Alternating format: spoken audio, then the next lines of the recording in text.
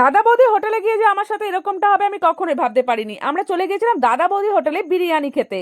তো বিরিয়ানি খাওয়ার জন্য আমরা টেবিলে বসে পড়েছি, আর তোমরা দেখতেই পাচ্ছ ভেতরটা কত সুন্দর সাজানো, ভীষণ সুন্দর করে সাজানো। আমার তো খুব ভালো লাগে এখানকার ডেকোরেশন। তো যাই হোক, অর্ডার করার পর আমাদের চলে এসেছে ক্রিস্পি চিকেন। এই ক্রিস্পি চিকেনটা কিন্তু খুব ভালো হয় খেতে, মানে আমি যতবার এখানে আসি ক্রিস্পি চিকেনটা অর্ডার করি, কেননা এটার এতটাই ভালো টেস্ট যে অর্ডার না করে আমি আর পারি না। এদিকে আমার বরমশাই সবাইকে ক্রিস্পি চিকেন সার্ভ করছে, আর এই যে আমার প্লেটেও দিয়ে দিয়েছে ক্রিস্পি চিকেনটা।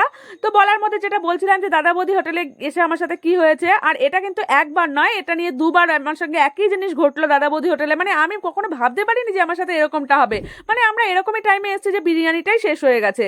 মানে দাদা বৌদি হোটেলে এসেছি আর বিরিয়ানিটা শেষ, এটা কি আর মেনে নেওয়া যায়? বিরিয়ানি শেষ তাই বলে কি আমরা বাড়ি চলে যাব? এটা তো হতে পারে না। তাই আমরা এখানেই অর্ডার করে দিলাম বাটার পনির মশালা আর বাটার নান, আর তারপরেই ছিল আমাদের চিলি চিকেন আর মিক্সড ফ্রাইড রাইস। রেস্টুরেন্টে বা হোটেলে আসলে কিন্তু একটা জিনিস মজার আমার কাছে, যে বরমশাই খাবার সার্ভ করে। বাড়িতে যেমন এই ডিউটিটা আমার, তবে হোটেল বা রেস্টুরেন্টে গেলে কিন্তু এই কাজটা করে দেয়, আর আমি শুধু মজা মজা খেয়ে নিই।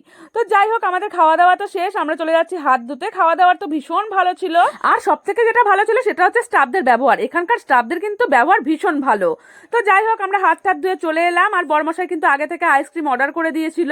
তো আইসক্রিমও চলে এসছে, আর এদিকে চলে এসছে মুখ শুদ্ধির মিছরি মৌরি। আর এদিকে কিন্তু দুটোই আইসক্রিম অর্ডার করা হয়েছিল, গুডু আর বাবানের জন্য। আমার একদমই ইচ্ছে করছিল না ঠান্ডায় যে আমি আইসক্রিম খাই, আর তাছাড়াও এখানকার আইসক্রিম আমার খুব একটা ভালো লাগে না। খাবার দাবার যদিও ভালো, তবে আইসক্রিমটা আমার একদমই ভালো লাগে না, কেননা দামেও অনেকটা বেশি আর কোয়ান্টিটিও একটুখানি থাকে, মানে 150 টাকা একটুখানি আইসক্রিম দেয়। তো যাই হোক, ওই জন্য আর আমি আইসক্রিম নিইনি।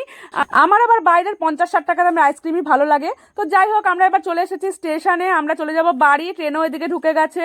আমার ভিডিওটি তোমাদের যদি ভালো লেগে থাকে অবশ্যই একটা লাইক করবে, আর কেমন লেগেছে সেটা কমেন্ট করে জানাবে। তোমরা সবাই ভালো থাকবে, সুস্থ থাকবে। টাটা।